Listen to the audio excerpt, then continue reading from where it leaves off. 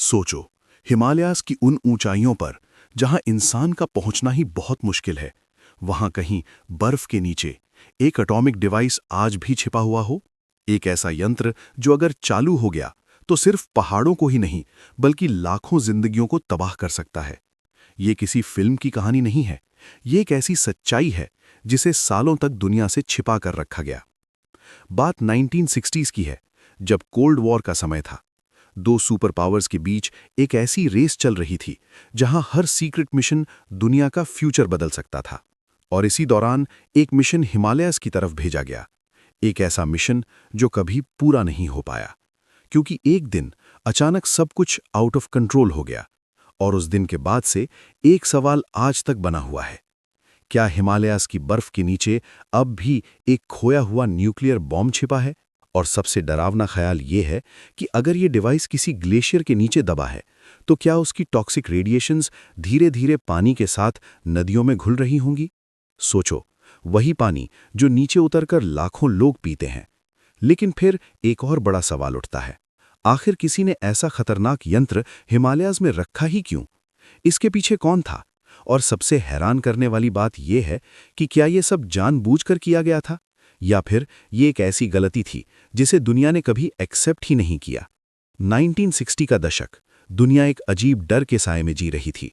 ये वो वक्त था जब हर देश अपनी ताकत दिखाने में लगा था और हर फैसला एक बड़े युद्ध की तरफ इशारा करता था।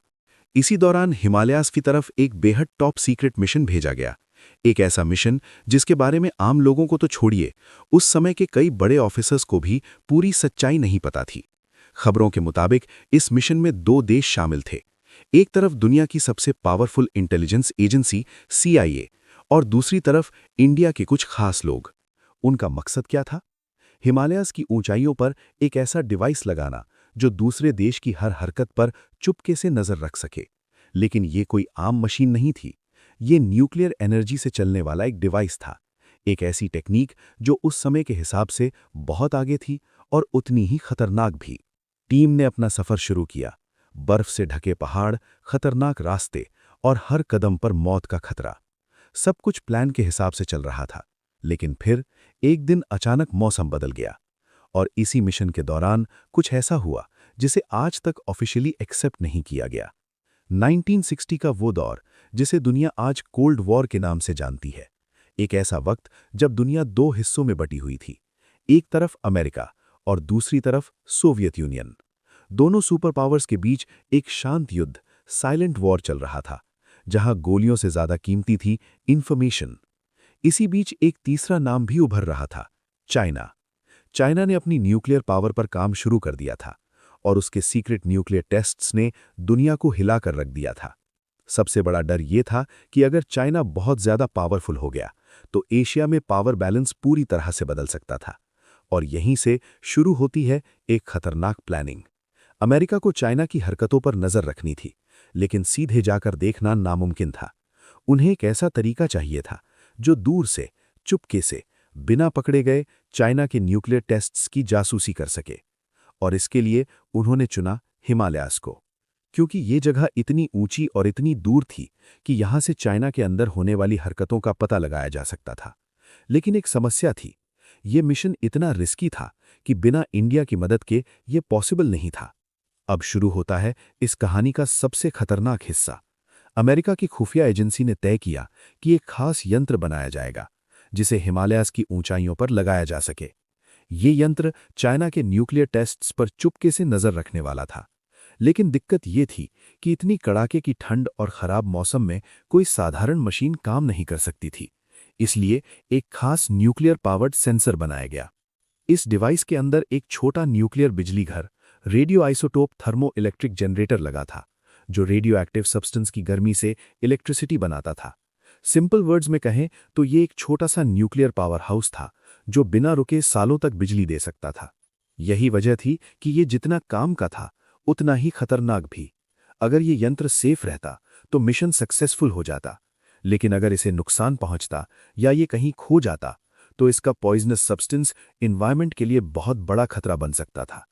इस मिशन के लिए अमेरिका ने इंडिया के साथ हाथ मिलाया। इंडिया ने अपने सबसे काबिल क्लाइंबर्स की टीम दी। एक ऐसी टीम तैयार हुई जिसे दुनिया के सबसे डेंजरस मिशन पर जाना था। मिशन शुरू हुआ। एक्सपीरियंस्ड माउंटेनियर्स और ट्रेंड जवान हिमालयास की ओर बढ़ चले। उनका टारगेट था नंदा देवी। ये चोटी सिर्फ ऊंची ही नहीं, बल्कि बहुत डरावनी और खतरनाक मानी जाती है। जैसे जैसे टीम ऊपर चढ़ रही थी, हवा पतली होती जा रही थी। हर सांस लेना एक स्ट्रगल था। उनकी पीठ पर भारी सामान था, जिसमें वो न्यूक्लियर डिवाइस भी शामिल था। इस वेट ने हर कदम को और भी रिस्की बना दिया था। रात की ठंड इतनी होती थी कि जिंदा बचना ही एक बड़ी चुनौती थी। तभी हिमालय ने अपना असली रूप दिखाया। तेज बर्फीली हवाएं चलने लगी और चारों तरफ सिर्फ सफेद धुंध छा गई। कुछ भी देख पाना नामुमकिन था। टीम को समझ में आ गया था कि अगर वे अब भी आगे बढ़ने की कोशिश करेंगे तो शायद कोई भी जिंदा वापस नहीं लौटेगा। उनके पास सिर्फ दो ही रास्ते थे, या तो मिशन कंटिन्यू रखें या अपनी जान बचाएं। और इसी फैसले ने इतिहास बदल दिया। तूफान अपनी पीक पर था। हवा इतनी तेज थी कि खड़ा रहना भी मुश्किल था। बर्फ के तीखे टुकड़े चेहरों पर तीरों की तरह चुभ रहे थे।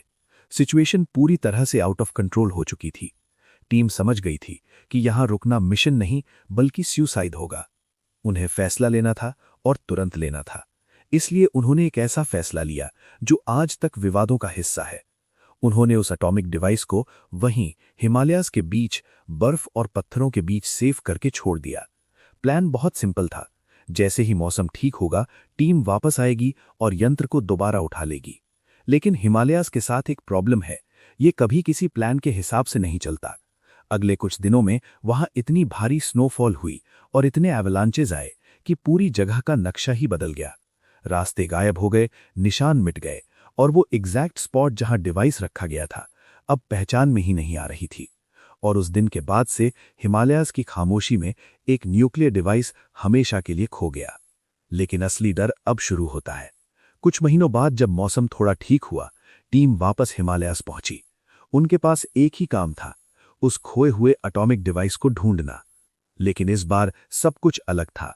जहां पहले उन्होंने कैंप लगाया था, वहां अब सिर्फ बर्फ थी। जो निशान उन्हें याद थे, वे सब गायब हो चुके थे। टीम ने तलाश शुरू की। दिन बीत गए, फिर हफ्तों तक वे उस जगह को छानते रहे। हर पॉसिबल स्पॉट की जांच की गई, लेकिन डिवाइस का कोई नामो निशान नहीं मिला।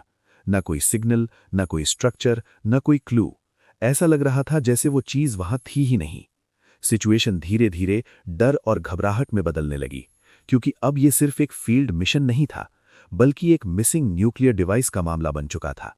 अगर वो यंत्र कहीं टूट गया हो या बर्फ के अंदर स्लाइड कर रहा हो, तो इसका मतलब था कि रेडियो एक्टिव मटीरियल धीरे धीरे एनवायरनमेंट में फैल सकता है। और सबसे डरावनी बात यह थी कि उस जगह से निकलने वाला पानी आगे चलकर नदियों में जाता है। वही नदियां जो नीचे जाकर लाखों लोगों की जिंदगी चलाती हैं। अब सवाल ये था, क्या ये सच दुनिया को बताया गया या फिर इस खतरनाक सच को यहीं हिमालयास की बर्फ के नीचे दबा दिया गया? सबसे ज्यादा हैरानी वाली बात यह थी कि इतना बड़ा हादसा होने के बाद भी कभी कोई साफ सरकारी ऑफिशियल स्टेटमेंट सामने नहीं आया। कुछ रिपोर्ट्स में इस मिशन का जिक्र जरूर मिला, लेकिन जानकारी हमेशा इनकम्प्लीट रखी गई, जैसे किसी ने जानबूझकर सच को छिपा दिया हो। कई सालों तक ये पूरी कहानी सिर्फ अफवाहों यानी रूमर्स और लीक्ड इन्फॉर्मेशंस तक ही लिमिटेड रही। कहते हैं कि जब सर्च ऑपरेशन नाकाम हो गया तो अथॉरिटीज ने इस बात को सबके सामने मानने के बजाय चुप रहना ही बेहतर समझा, क्योंकि अगर ये बात खुल जाती तो सवाल उठते, किसने न्यूक्लियर डिवाइस को हिमालयाज में ले जाने की इजाजत दी, और अगर वो खो गया तो जिम्मेदार कौन है? इसीलिए धीरे धीरे ये कहानी फाइल्स के अंदर बंद हो गई और बाहर की दुनिया के लिए ये सिर्फ एक अननोन इंसिडेंट बनकर रह गई।